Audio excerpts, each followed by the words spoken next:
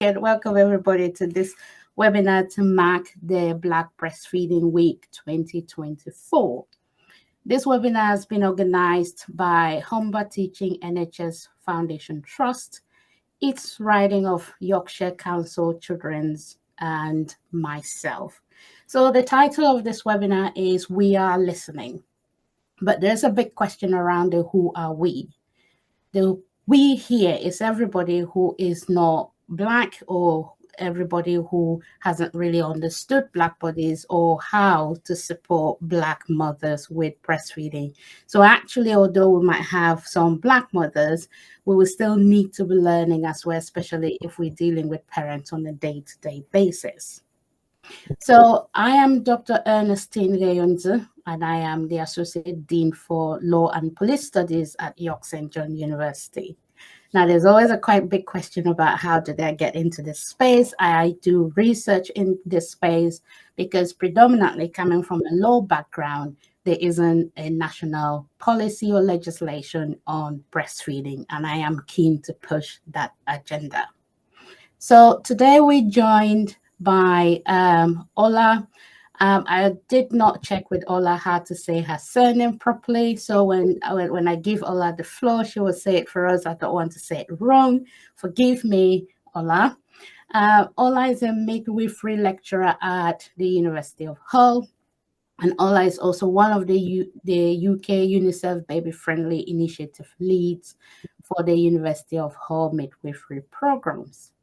She has a BSc in midwifery and an MSc in physiology.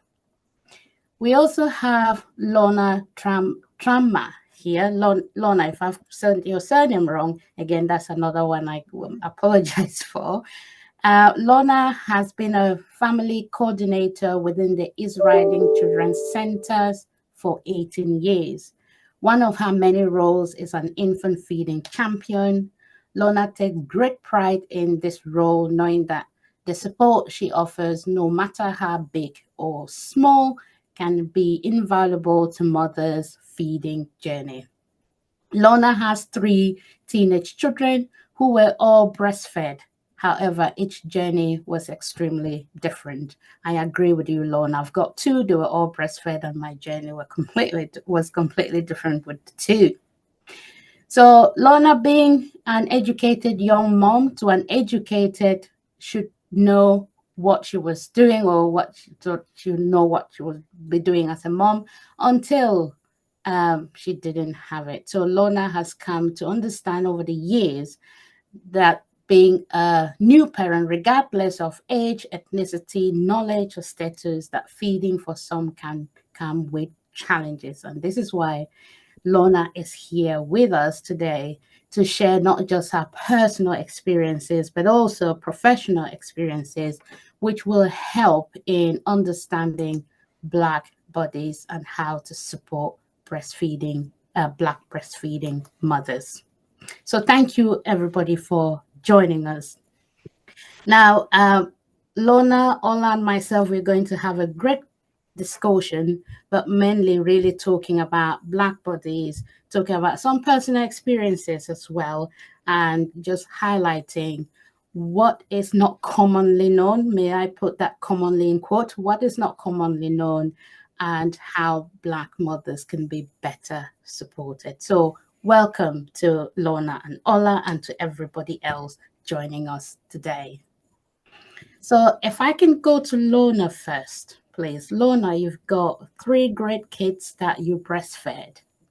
Would you want to tell us about, because you've mentioned that your journey with the 3 kids were different in terms of breastfeeding. Would you like to say a bit more about that, please? So when I had my first daughter, I was 18. And I feel I was a little bit uneducated. I did go to antenatal classes, but did I take the information in? I'm not too sure, but I did want to breastfeed. But I only breastfed for a number of weeks. I feel like that was more down to pressure of family members. I didn't want to feed around people, so bottle was easier. And that was kind of the end of that. 4 years later, I became pregnant again, but given my background and where I worked, I was like, right, I'm going to feed this time, it's going to work really well. And it wasn't the best journey to start with. I fed for nearly 10 months, but I want to say that maybe the first 4 months were just painful. But I did it. I managed to get through it. And I did enjoy my journey towards the end. I didn't want it to stop. But returning to work, again, I felt like I was maybe a bit more uneducated on what I could have done returning to work and how I should have been supported in the workplace. And then I had my youngest daughter 18 months later, and I thought, yes, right, nothing is going to stop me now. I am going to be the best of the best. And it was great. I loved every minute of it. But tragically, I lost my sister when my daughter was 12 weeks old. So I found feeding extremely difficult. For all, she was with me every minute of the day because I feel like she was my guardian angel. I just felt I couldn't feed. If I look back now, I'm not sure I could have. But again, I think because my mind was elsewhere, I didn't seek that support that maybe I could have had to prolong, my feeding journey. So I feel like as a mother, that's my biggest regret because it was going so well. But yeah, so they're the differences between all three: the good, the bad, the ups, the downs. But yeah. Well, Lola, it's interesting to hear about the differences in experience between those three kids of yours. For example, I had my two kids. My first daughter, well, both of them were breastfed, but I had the biggest challenge with my first daughter because I didn't know what I was doing. I mean, when I was pregnant, I went to all my antenatal classes.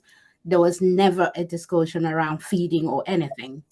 But I just knew that I needed to breastfeed because of my background. I come from a place where everyone breastfeed. That's just the normal. You don't ask about that.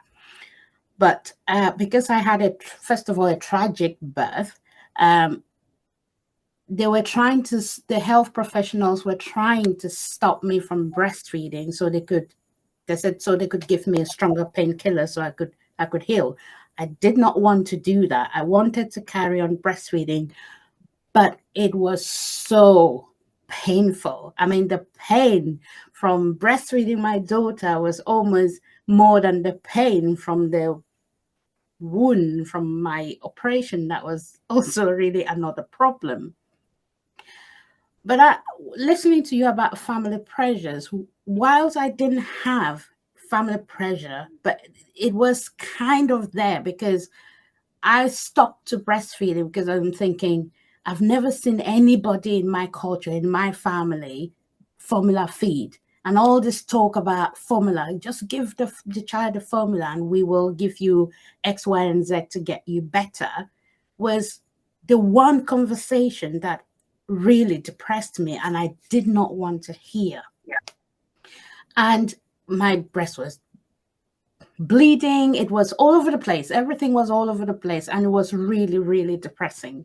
My second daughter, it was hard, but not as hard as the first child. So the first child probably went on for several weeks, but the second child did not go on for as long.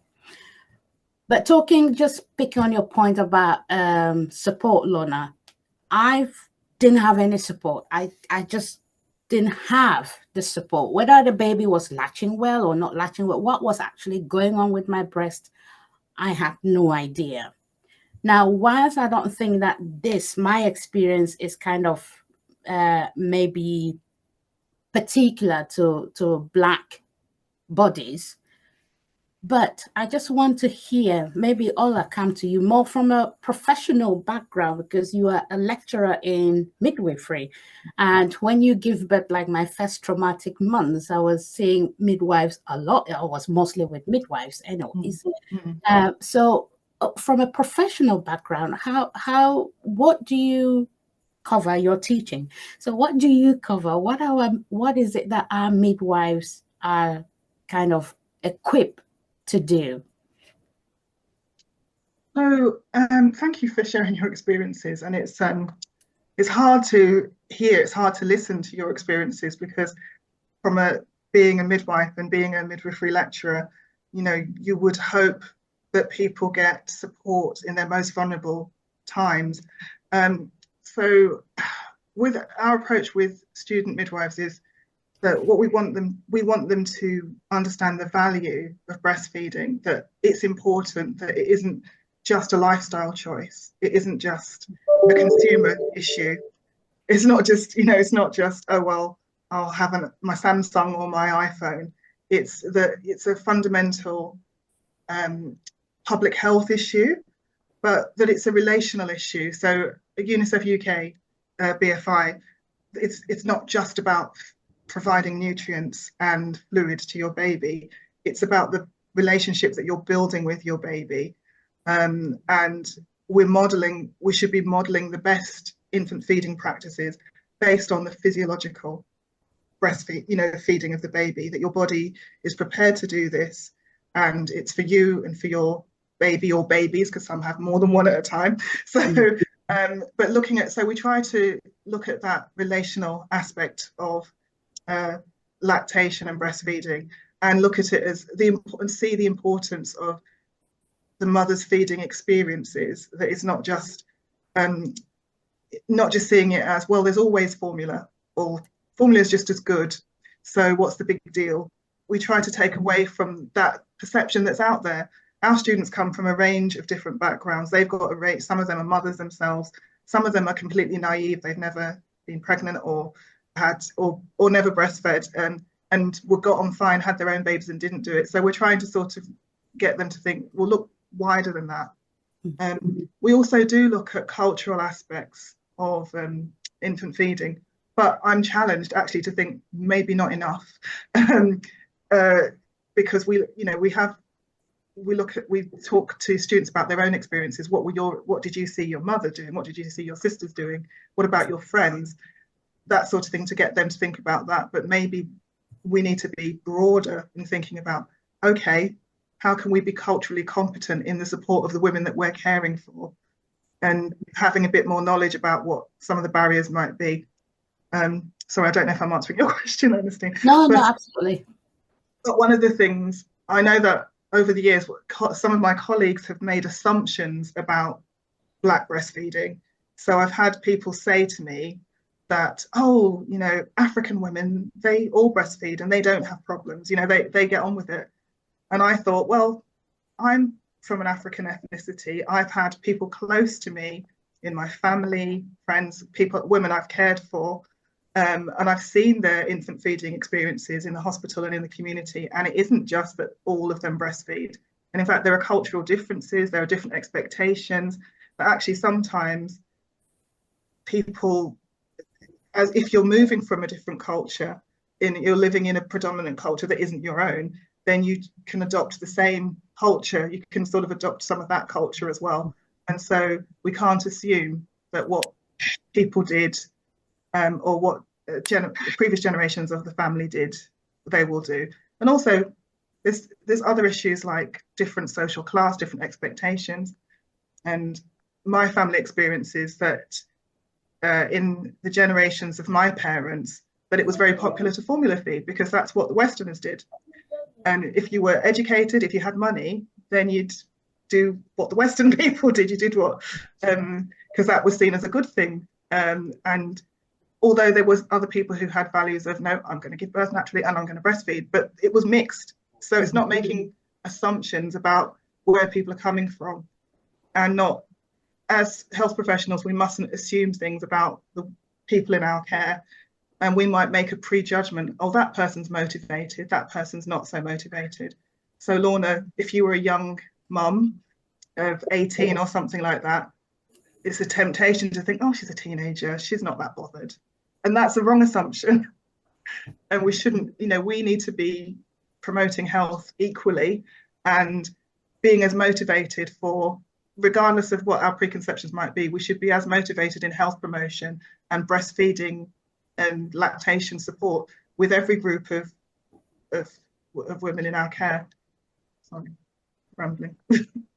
Thank you so much. I mean, you've said a lot in there, which reminds me, there was a research that was showing that when Black mothers complain about pain, it's not taken seriously. I've just remembered it now, but I can't I haven't got time to find that research. But that reminded me, and again, when I had my own kids, I was very ignorant. I was super ignorant because all I knew was I come from a place where they breastfeed, so I'm breastfeeding. Although I had all that pain, the one thing that I saw that was obvious was that my nipples were bleeding. But now, with the work I've been doing, it became more apparent that the black skin does react very differently to how other skins like white skin will react. Now, for example, if you have things like mastitis, which I don't know if I had it because I didn't know what mastitis was or whatever it is. But actually, if a white person has mastitis, it will be very visible from the breast. You can see straight away that they've got something. But a black skin will not show that there's anything because it won't change. It takes a lot for black skin to show things like bruises, for example. Now, mothers have talked about, when they talk about the fact that they are in pain, and I am included because when I saw my midwife and the health visitor, I said, I am in serious pain. I wasn't given anything. Nothing much was done. All I heard was, oh, the baby looks okay, carry on. So is that something, especially, and I'll come to you, Lorna, in a minute, but Ola, like you're talking about, you cover culture and you cover different things when you're delivering lessons to on your program. But it's something like skin color and the fact that it has this huge educational gap. Is it covered? Not necessarily explicitly, so it might be implicit, but it's not a focus. And actually, we do, in some of our lectures, we do use slides which show images of what the condition looks like on real breasts. You know, this is what thrush might look like. This is what mastitis might look like. And some of what you're saying, and there is a couple of years ago, a medical student released a book about skin conditions in people with darker skin complexions and how they can look very different. So sometimes, rather than showing as, so for example, if you have eczema, rather than showing as red on dark skin, it might look blacker. It might, and it looks dry, and there's a different way it looks. So actually, that would be important to include in the curriculum, not assuming that all breasts look the same. People of different ethnicities have different skin tones. There's a range of skin tones. Even if you're talking about a white Caucasian person, some people have a lot darker shade, or some are more very bright and veiny. So we should be accounting for that, but also looking at the range of symptoms. So if a woman is experiencing breast pain, that should be triggering an algorithm in your head to think, well, what could that be? And it should trigger an infant feeding assessment. You know, if she's breastfeeding, then that should be a key source. How many days postpartum, how many weeks postpartum is she?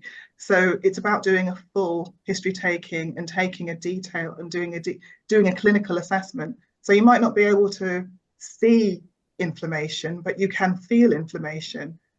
So you can, you know, with permission, if you palpate the breast, you should be able to feel that there's some that's inflamed. And also with mastitis, you know, it's the texture as well. So is there a lump there? Is there a change in the surface? So it shouldn't just be about a superficial glance, but it's also about doing those clinical observations and not just relying on what the mother says to you, but also following that up with a detailed examination. I think we feel reticent about doing things like examining women's breasts but that should be a discussion, and it's only done with informed consent, but it should be part of the care we're giving. And taking a feeding history, that should also give you a clue what's happening. Is the baby refusing that side? Is it always painful to attach? And you would be trying to work on correcting the problem with feeding and also managing the symptoms. So there should be more signs of mastitis than just it's red. But you're right. It's about preparing students that there's going to be differences, and don't expect them all to look the same. I feel from like our point of view, from a need riding, point of view, our training does cover skin tones and what that would look like and how it does differ. We have evolved massively. If I think back to having my children, all my children are teenagers now, you know, it wasn't really a conversation. I was never spoken about how my skin tone could differ from, you know, someone else, but definitely now we talk about it and it's covered for staff to know this information. However, I feel in our area, geographically, we have lots of green. It's a big area. You know, we are an ethnic minority. Therefore, staff trained, you know, midwives, helpers, we potentially in this area don't see a lot of Black women, you know, mixed heritage. So actually, you've trained in it, you know what to look out for. But when you're not using it all the time, I feel like sometimes you can forget, or you panic. You'll be like, oh gosh, I can't quite remember because you're not using it on the daily. So sometimes that information that you know is kind of stored a bit too far back sometimes, or you're a bit like, oh, because we don't necessarily use that knowledge all the time. Thank you so much, Lorna. And I'm going to come back with you in terms of practice. But if I can just say to our audience that if you want to share your story, if you want to come on screen and share your story, just let me know and I'll be able to get you on screen to share your story. There's also some comments in the Q&A, so I will pick on that later. But please, if you've got comments, questions, just put them in there. If you want to be able to share your story live, I will enable you to do so. Lorna, coming back to you, you've got your own experiences like you were just sharing, and now you're doing a lot of work in terms of actually supporting mothers. So can you talk a little bit about the mothers you've been supporting and how, what kind of differences the way you support the mothers? Is there anything different, or you use a one style, or what are you seeing in practice? I don't think there's a one style or one fits all. You know, it's on a parent by parent basis. Predominantly, we support around position and attachment. Obviously, we work closely with the midwifery team and health visitors. We have a robust system in place about a referral process where we all kind of fit in that parent's journey, but we work together to make sure we can, you know, enhance that parent's journey for as long as they possibly want. But I wouldn't say everybody is the same, you know, because it could be completely different. And it depends when you're coming in, you know. Is it a few days? Is it a couple of weeks? You know, is it months down the line? You know, so I feel like it differs. Every parent differ. As I said in my bio and my, you know, your status, your age, your race. Yeah, absolutely. So true. Have you supported some Black mothers, and have you come across some of their challenges that you would like to, not sharing who the person is, but more like the challenges that you could say is maybe sort of unique to Black mothers and how that was dealt with, or for information so we can have a conversation about that? Do you know, if I'm racking my brains, I think do you know what? I've most probably not supported a Black parent in this area. So that just tells you, you know, the ethnic minority in my area, so to say, maybe of mixed heritage, but not a Black mother. Okay. No, that's fine.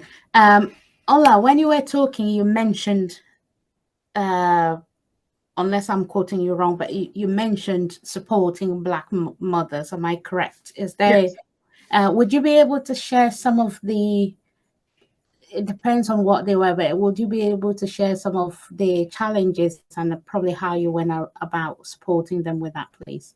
So I was fortunate to, early when I was practicing clinically, I was fortunate I worked in central London, and it was quite diverse, although it was a predominantly white area, but there were also Sudanese, Ghanaian, Nigerian, various Bengali people, many different ethnic groups. So I had the privilege of working with a range of women from different cultures and different ethnic groups, different language groups. So some of it, again, some of it was about, and my practice is a bit dated, but some of it was about assumptions about what different cultures believe. So we might have the assumption that some women from certain ethnic groups, well, they're not going to breastfeed in the first weeks because they discard the colostrum. They're not going to breastfeed, so don't try and make them breastfeed because they're going to discard the colostrum. Rather than thinking, well, we need to, do they understand the significance of colostrum, and do we? And I know that a lot of work has been done with that, and I think through things like peer support and infant feeding leads, that a lot of that has changed because you have more people from within different communities who are supporting mothers, and it's not people looking in at, oh, they're not like us, you know. So I think things like, again, it's overcoming assumptions, not making presumption, but recognizing this information is important for everybody, and it's not about, you don't want to be overbearing and tell them that, well, everything you believe is wrong, which is a problem in any kind of health promotion.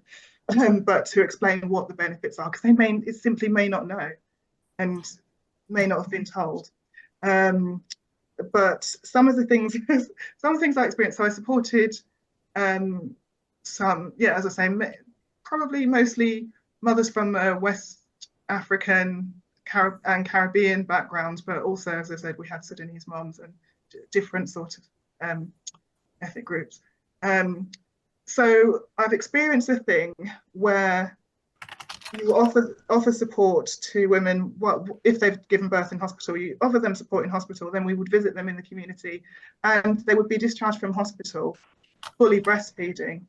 But in the days before baby-friendly hospitals, they may have collected a whole bunch of pre-made formula bottles. So you're thinking that they're fully breastfeeding, but they're fully intending on mixed feeding, and there was a bit of a conflict of, it's like, well, what do you understand by breastfeeding? Because sometimes what people understood as breastfeeding is what we would call mixed feeding, and they were thinking, well, more is better. We'll do some breastfeeding, we'll do some formula feeding, and that's what they were expecting to do. But it's a very different expectation from our perspective as those who were supporting them. Then it's just the usual things. So sometimes it just depends on the person you're looking after. So have they had surgical delivery?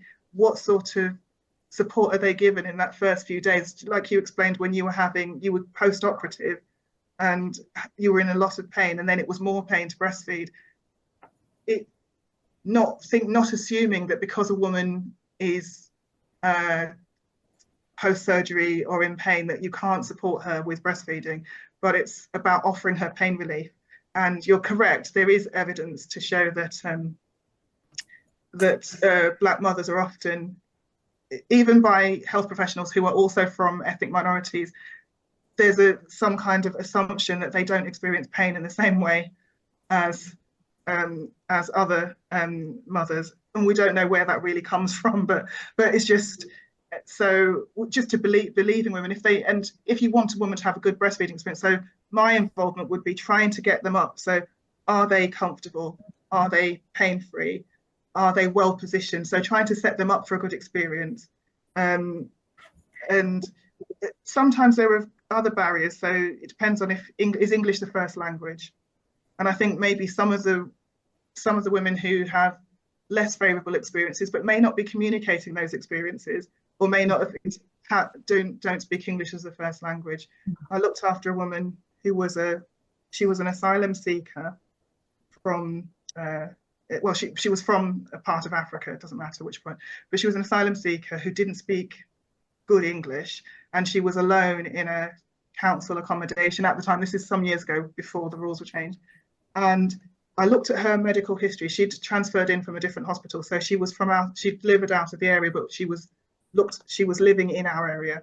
So it was the first time I'd met her, and I was supposed to be discharging her from care. And her previous birth history was that she'd given birth in her home country 4 or 5 times naturally. Then this first baby she's had in the UK was an emergency cesarean. She breastfed all of her other children. When I came to her house, she was formula feeding and she had no equipment. She didn't have any equipment for sterilizing.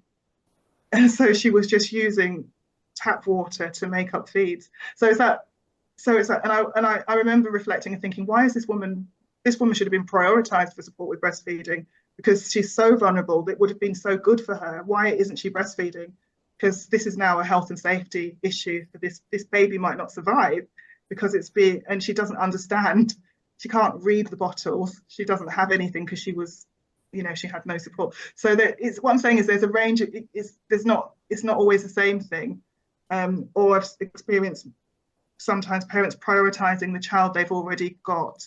And then, so I looked after a woman who went home from hospital fully breastfeeding, and she was from a South Asian culture. She was fully breastfeeding her second child, which was a girl, and visited her at home, and the baby was in a cot being prop fed with a bottle, and the toddler was in bed. The toddler's son was in bed with the couple, but the baby was on its own being prop fed. So that's the sort of what I don't understand but I realized there was an issue there in terms of what are your priorities? Why are you prioritizing the toddler over the baby? And why, when you were breastfeeding beautifully, that you're now prop feeding this baby with a bottle of formula? So it's been a varied experience. Yeah. Thank you so much, Ola. From what you're saying, there's like I said, there's many factors. There are many factors into this, but one of the key things that is coming out from what you're saying is definitely education that's coming out from there. And if I can go to Lorna, you said when you had your child, you were determined to breastfeed. Could I just ask why you were determined to breastfeed? Is breastfeeding something that before you were pregnant, you maybe knew something about it? Was it something that maybe your family member, I don't know, but where did it come from for you?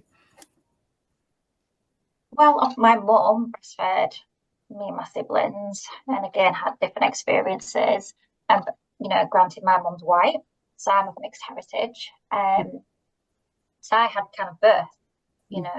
My children's father, who was white, again, formula feeding, and then there was my side of the family, which weren't forceful. It was just, again, for me, there was that kind of two cultures. So with my oldest, I just wanted to try it, do it, and see what my body kind of did, but it didn't work out how I wanted it to. So with my middle child, pressure, I will say, was the first reason why I felt like I was trained. I should know what I'm doing because I've read the textbooks, I've sat in classes, I've done it all, I should know. And I had a traumatic labour with my son. He was a big baby. I had a 3rd-degree tear. I had a blood transfusion. I didn't feed him for 24 hours. So my body was a bit broken and I was going to feed.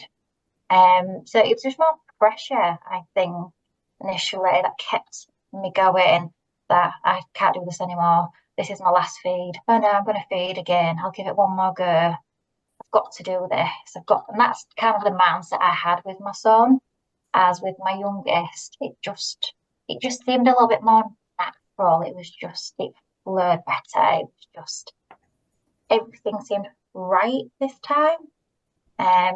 So yeah, for me, I think it was just more pressure, but it was just so rewarding at the same time. Oh, thank you. I'm going to come back to you to ask about support, but just to the audience, unfortunately, the chat function isn't working. And if you can just, maybe because of the Q&A that is on, so you can still put everything in the Q&A. It mustn't be a question. I will start picking that up in about 5 minutes, if that's okay. Again, just to say, if anybody wants to contribute to this by coming on and speaking, that will be fine as well. You just need to let me know. I hope that that should be okay, but thank you. Sorry, Lorna, I'm going to come back to you, and then I'm going to pick on one of the key points that Ola made about a general assumption around Black mothers just breastfeeding okay and getting on with it. But for you, Lorna, especially with your eldest child, like you talked about, whilst you were facing those challenges, did you reach out for any support from the health professionals or anybody, or was it just more about you deciding to do what you wanted to do? No, not really. It was just a case of just making choices off my own back. And if I think back to then, that was nearly 19 years ago. You know, it's completely different now to how it is now, and how, you know, efficient we are as a team. You know, we can go out within 24 hours if a referral comes in. And we just didn't have that back then, you know. So I feel like parents have so much more support on offer now than there ever has been. So yeah, if I had that support back then, maybe my journey would have been a bit longer, you know, because you had people coming in all the time. But yeah, no, I didn't seek any support. So I did with my middle son. But again, our training, I think, has evolved, you know. So again, if people were coming in more often, like we do now, maybe my journey would have been a little bit longer when I returned back to work. Who knows? And with my youngest, my head wasn't there. I mean, it's interesting hearing your experiences, because for me, like I said, with my elders, because I wasn't very well, for a whole 6 months, I still had midwives, health visitors, and so coming to the house because I was really ill. That there's no joke about that. But the difference with your experiences and mine was that there were more every day trying to force the child to take the formula, whilst I'm there crying my eyes out saying, I just really want to breastfeed, if that makes sense. And there was a time when there was a day that they came in about 10 o'clock and they said, you're not going to, and they asked me when last did you breastfeed? And I told them, they said, well, you're not going to breastfeed again for the next 4 or 5 hours. So that when the baby is really hungry, we're going to give her this formula and she will take it. And then that will be it. You will not breastfeed again.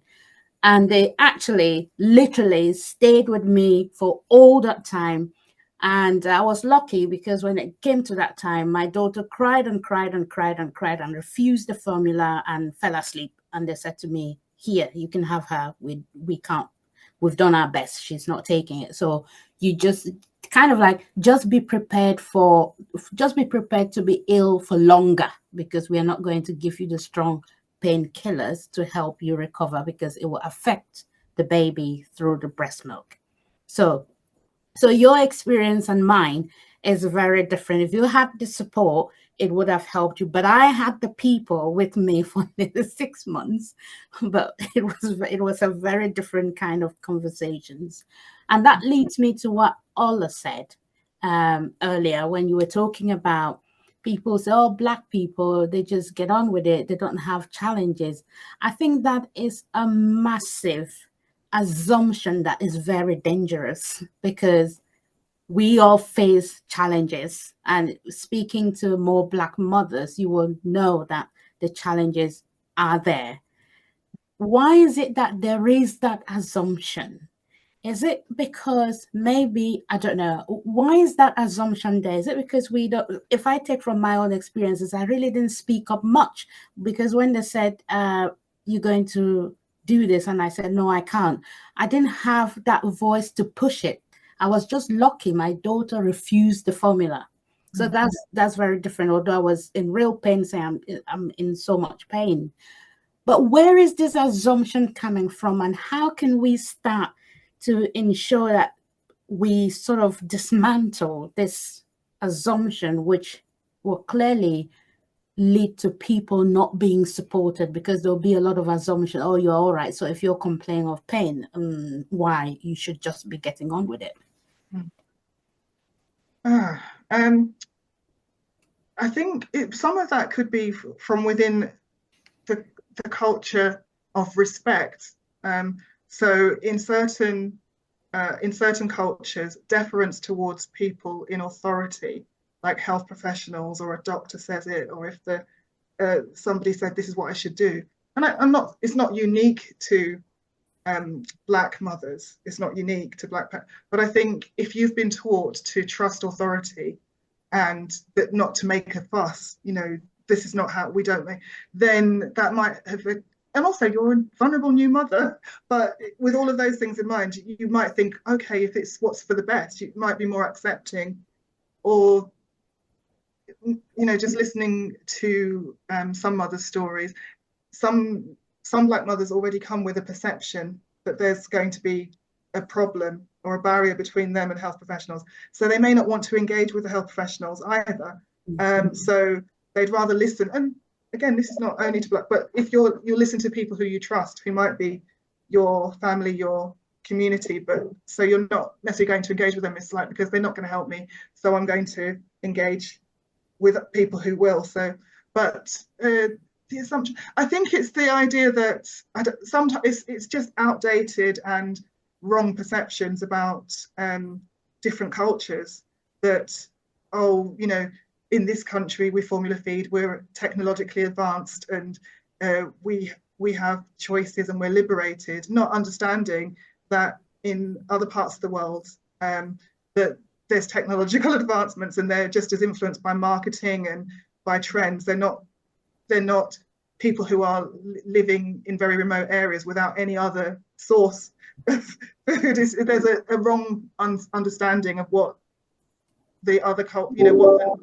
the majority culture that those people come from. There's just a lack of knowledge, and it's ignorance, that it should be easy for you, and it's just, yeah, you should never assume. But again, it's also been demonstrated with different ethnic groups. So in the same way, there was some research done in around 2005, but it was with white people, but these were gypsies and travellers, and they discovered that there was less health promotion towards breastfeeding by the midwives and by the health visitors, because they said, well, they're never going to breastfeed, so we're not going to talk to them about breastfeeding. So I think it can be that sort of thing. But and if you're a midwife, if you know your patch, you know your people, you can go with, oh, well, this is what people usually do, therefore. So yes, we need research needs to be done for where those assumptions comes from, and if they still exist in the same way, obviously, because things change over time. But it isn't for us to make a judgment and to decide, well, they're not likely to need, or you're going to prioritize heavy pain relief over feeding your baby, over breastfeeding your baby, sorry. And actually, I think some of that again is about our knowledge. Now we've got there's a drugs in lactation service now through the specialist pharmacy service, and now as midwives and health professionals, we should be able to use those resources and challenge that kind of understanding. Well, you won't be able to have the stronger pain relief. Is that even true? That might not even have been true, and it might not have been the fault. The health professionals might not have known that, but if they had had a resource like specialist pharmacy service, or known to access that, then they could have said, well, actually, it is possible for you to have these stronger painkillers, but we need to make sure we just need to monitor the baby a bit more closely, because they might become drowsy. So sometimes what women are told is based on information that's outdated. Thank you so much. I think some strong words of encouragement coming out from what you've said in the sense that we should not assume anything. If you have somebody in front of you, don't assume or don't think about what you think might be the issue, but just treat them as a fresh case and listen to them and support them.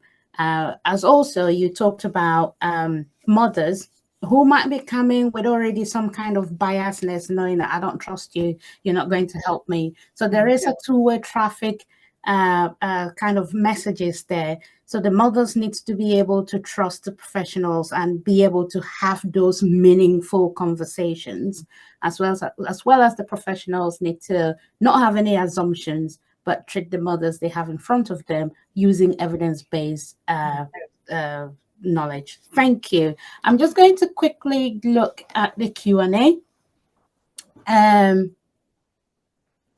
So I'm just going to go through it chronologically. So there are some contributions in there as well. It's not just questions. So somebody said we cover skin color and children's center and HV training. That's great. Skin tones linked to breastfeeding as well. So that's good. Louise is saying, as a lactation consultant and health visitor working with breastfeeding mothers, is there anything our services could provide for Black mothers to support you with your journey? Do you have any experiences that you could share to support our understanding and how we can help? So that's a question from Louise. I don't know if Lorna or you, Ola, want to answer this question, please. And whilst you think about it, I can say from me personally and my experiences, if I had a health professional who just wanted to give me that space to listen to me, say I am in so much pain, it's hurting here, this is how I feel, and just help me understand why that pain is there, or demonstrate to me that one, you are listening, and two, you are really there to help me, that would have gone a long way. I think my major issue was the fact that my health professionals and the midwives that I saw were very dismissive of whatever I was telling them. I think that's the first key thing. Just hold the space and listen to that mother explain what their issues are. That's what I will say from my own experiences. Don't know if Ola or Lorna, you have anything to add to that? I mean, the BFI training that we undertake with our students very much emphasizes the importance of listening and partnership with the mother, so that you sometimes as health professionals, in tackling a problem, we go at it in a very task-oriented way, that we want to fix X, Y, or Z, but sometimes the thing we're fixing isn't the thing that's really wrong. So for your health professionals, they wanted to fix the breastfeeding issue by giving the baby formula. So they've answered a question, but it wasn't the question that was being asked. It's like, but it's about not, again, it's listening to the mother. And I know, sorry, I think the question was asked by Louise. Listening to mothers is a core foundation of your work as an infant feeding lead and coordinator. And I know that's what's being taught and filtered through the trust. Yeah, sorry. I know that's what's being filtered down into the training of staff. And I think even just having this conversation today, we'll look with my team about how we emphasize more to the students about the importance of that communication with the mother and understanding what is the presenting problem and what help does she need.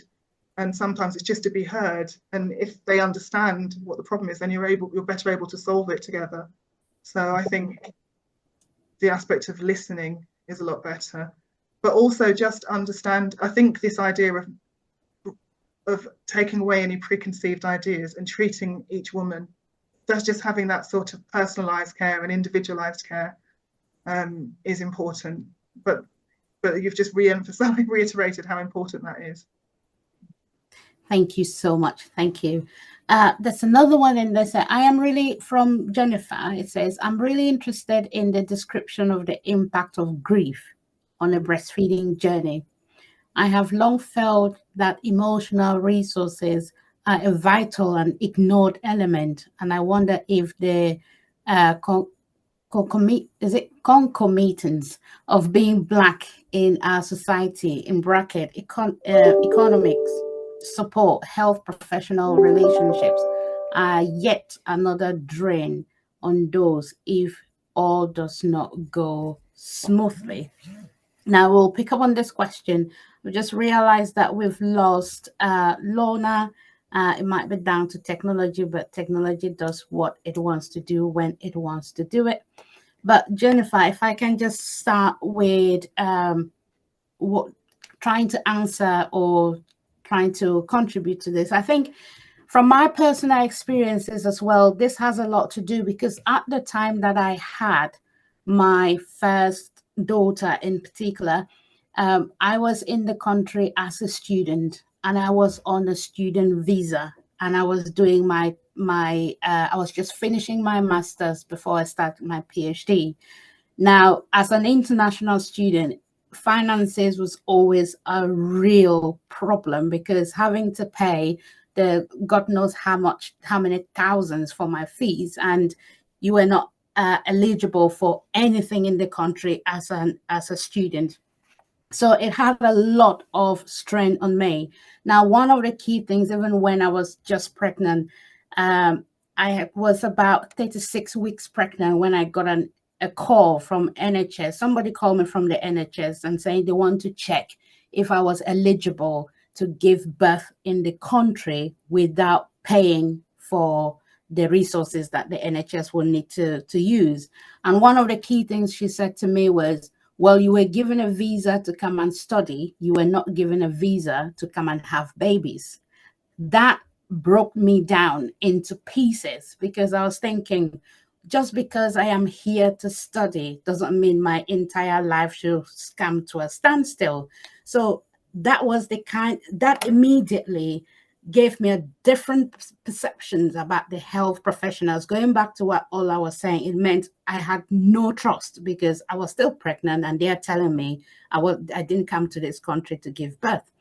And then when I did give birth and all that, so I was a student, no income, can't work, I have a baby, hormones are all over the place, and it played a massive, massive part into this. So although my daughter helped me in refusing to take the formula, which I don't even think I would have been able to afford buying the formula itself, although she did help me, but I think if she had given up, if she had taken the formula, my mental health would not have been the same at all, and financially and everything. So when you talk about impact of grief on breastfeeding journey, grief is in different, you can characterize grief in different ways. And it was just a number of things together for me. And it goes back to assumptions and perceptions of what we think, or we box people into little groups, or and have our own perceptions of who they are without giving them the space or the opportunity. So I think from my personal perspective, that's what I will say to your question, Jennifer. Welcome back, Lorna.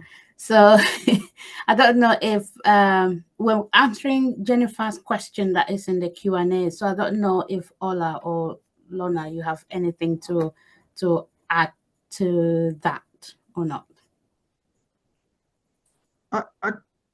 Because Jennifer was asking about grief and the impact of grief on breastfeeding journey and taking other elements into account, like support, health professional relationships, economy, and everything. So that's what I was answering to that. So just asking if you have anything to comment on that. I saw something that was, I'm trying to think, I think it may have been BFI conference 2 years ago. There was a presentation and it was about women who had their breastfeeding journey after they'd experienced childhood abuse, childhood trauma, childhood abuse, and how, again, as health professionals, we might expect that would preclude breastfeeding for some of these women because of what's been done to their bodies. Sorry, trigger warning, everybody. But it was very interesting, the research that had been done. It was very interesting to show that actually sometimes those women were more motivated to breastfeed, and that it was a healing thing for them to do, even though it wasn't an easy thing for them to do. It was a healing thing for them to do. And we as health professionals need to engage with the research and to be conducting, and as academics need to be conducting research into these things to know how to support somebody who's experienced a trauma related to breastfeeding or at the time of breastfeeding, because it can go either way. I've heard people say I had a colleague and a friend who got divorced. You know, she got divorced when her child was about 6 months old, or was going through a divorce, and she said that breastfeeding was the one thing she clung onto, because it was the one thing it gave, and she was very depressed, but it was the one thing she clung on to. So if there is a way that we could support women in that time of trauma, obviously trauma is, you can't predict it, it's unpredictable, and it's so devastating. But I'll let Lorna speak, sorry. Yeah, Lorna. Oh, I can hear some echo, I don't know. We've got 2 minutes to go. So Lorna, when you come in, if you can just wrap up with what your last thoughts are in terms of how Black mothers can be supported better, that will be amazing. I did say 1 minute, it's not 1 minute anymore. We've got 1 minute to go. So what can you say in very few words, please? I just think it's, working as a collective with other professionals, just making sure, it's not one way fits all, it's unique, and everybody's different. And I feel like, we should be listening to that parent in that moment and seeking out more information if need to be, than just thinking there's a set process to follow, because everyone's journey is different. Thank you so much, Lorna. Ola, what will be your last words, please? You're on mute. Sorry. I think it's the importance of, from a health professional's perspective, it's the importance of listening and having compassion, which I know that UNICEF BFI, that's a big emphasis, but genuinely listening and caring about the person in front of you, I think would make a massive difference to how we address and how we engage with people, which can impact more positively on their breastfeeding journey. Yeah. Thank you so much. And for me, just to conclude, to say I agree with what Lorna and Ola has said. From my perspective, although I am a Black mother, actually what we are asking for is what every mother is asking for. Just hold the space for us, ask us, show us that you really care, and you will understand, and we will understand you as well.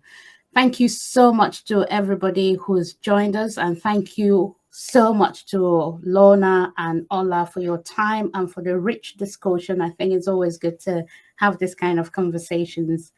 Thank you so much. The recording will be made available once it's ready, and it will be sent out to everybody. But thank you, and enjoy the rest of your week. Thank you. Thank you very much. Bye. Bye.